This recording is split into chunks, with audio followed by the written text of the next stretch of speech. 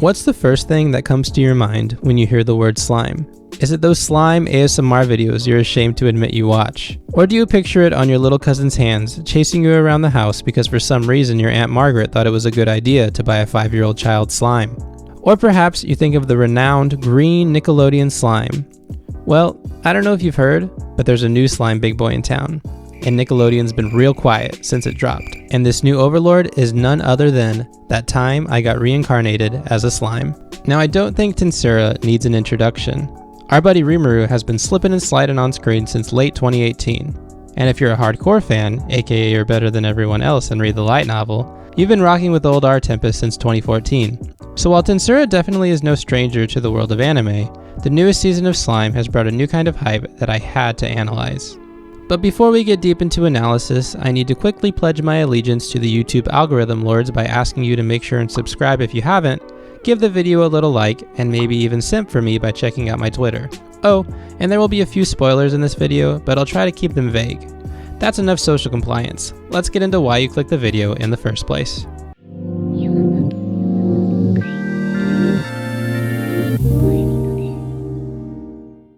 Tensura might be one of the few animes out there that I can watch an episode consisting of 24 minutes of talking and still get pumped up.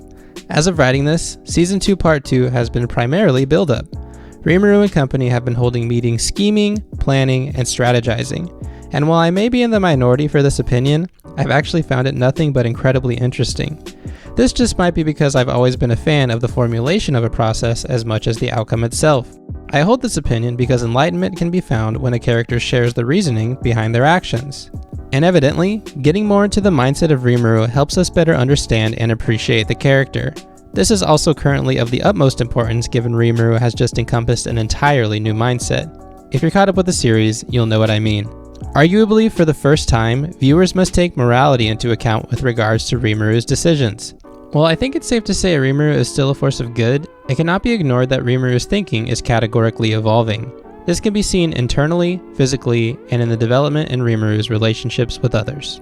In continuing, when viewers are given the opportunity to fully examine the framework of the plot, it amplifies the end result. Just think about it.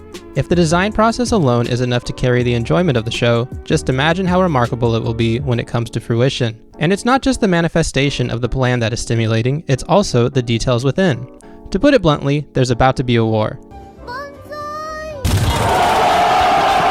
And unless you've been living under a rock, sorry Patrick, you know it's going to affect everything that has happened in the story so far. Obviously, you want to approach a war of this caliber with the utmost caution, especially when your opponent has both the qualities of clay and man. This also reinforces my assertion of the time spent on the setup so far, even more so if Clayman is considered small fry. And you know what they say, all is fair in slime and war. Essentially, Clayman is attempting to take everything from our slime friend, and Rimuru has even admitted to Clayman being a few steps ahead, so it only makes sense that Rimuru greets the battle with genuinely slimy tactics. Now I could get into speculation on the war's potential outcome for hours, but for the purpose of this video, I want to focus on analyzing Tensura as a whole. I think the best way to do this is to highlight how slime became as successful and enjoyable as it is. Plus, I kinda want to enjoy the climax for myself. If I had to encapsulate Tensura's greatness into two notions, they would be the world building in the series and what I'm going to call the nature of potentials. There are other noteworthy literary techniques within slime, but I would argue that all of these devices can be tied back to the two concepts I mentioned prior. Given it is the more apparent of the two, let's begin with world building. The world within Tensura is vast, complex, and charmingly quirky. Since it's an isekai title, the slime universe had to encompass some sort of creative qualities. Now I'm sure you know there are tons of isekai animes out there, some ranked better than others. Let me say that again. Some ranked better than others. So what ultimately sets Tensura apart from the crowd if one of the core focuses of an isekai anime is the constitution of a rich setting? It's not just the world itself, it's how it's presented. Recall the first episode, and if you haven't seen the first episode, pause the video, go watch it, and come back. But actually do come back, please and thank you. Back to thinking. How is this slimy world introduced to us? It literally starts with You're welcome, Patrick. A plain, ordinary, hard rock. It's dark. It's enclosed. There's nothing to see except for a few drips coming from the top, and I don't mean the Goku kind of drip. Now compare this setting to the environment surveyed at the beginning of the video. The difference is astronomical. It's night and day. Boom. That's world building. Actual time was put in to ensure the world's augmentation was plentiful. Other isekai, take notes. It's like my great-grandma always said, if you can't do the time, don't expect to be like the slime. Tensura is, without a doubt, one of the biggest isekai titles, and it will likely stay this way because it holds true to this ideal. Slime is the standard for creating abundance from nothing. Oftentimes, with run-of-the-mill isekai, their downfall is not the new world itself. Usually, they are decently interesting. It is what they do with this world. A magical location alone has its limitations, but presentation has infinite possibilities. The slime world brings new life to destinations, whether this be through kingdoms, armed nations, holy empires, or sorcerous dynasties. And it is in this world building where Rimuru also builds sound relationships among the already building action. That's almost as much building as an episode of Bob the Builder. But easily my favorite example of world building is when Rimuru uses summoning magic on Leo and went full Inception on us. Get this.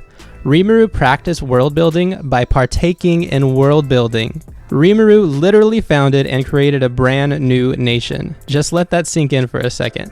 What better way to use setting to thicken the plot than by having the setting be a precise representation of the protagonist? I legitimately don't know if any other isekai can top this. Tensura is truly the model paradigm, or should I say para-slime. Now that we've covered the alluring world building in slime, let's now shift the building to what I previously mentioned as the nature of potentials. So, as most of us likely already know, another common trope in isekai anime is for the protagonist to be overpowered. Or, in some cases, like with Rimuru, it's the protagonist's power potential. Now I'm a sucker for a strong character. I would say it's natural to subconsciously always want the main character to win easily, and it's usually rewarding when the protagonist can beat the baddie without breaking a sweat. My tolerance for this cliche is likely higher than most, but I think we can all agree it has its limits.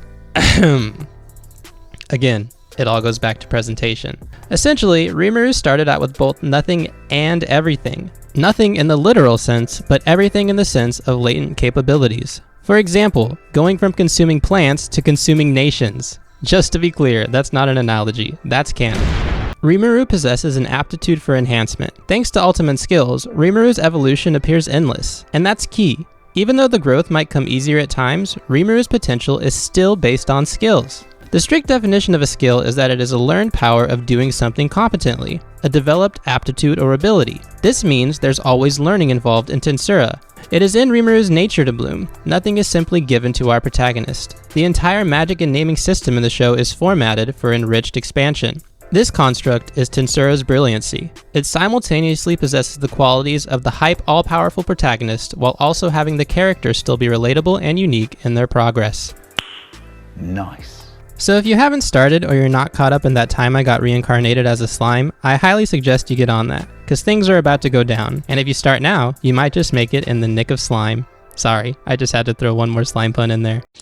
Oh, brother, this guy stinks! Plus, you can rewatch this video again after with newly acquired background knowledge. Wink wink. Just make sure to enjoy the eye candy that is the world building in the show, and appreciate the limitless hype of Rimuru's character. Overall, hopefully I've convinced you that prolonged story buildup can be a good thing, and that Tensura is a staple isekai for a reason. And with that said, remember everyone, you can't be a weeb without saying oof! Later!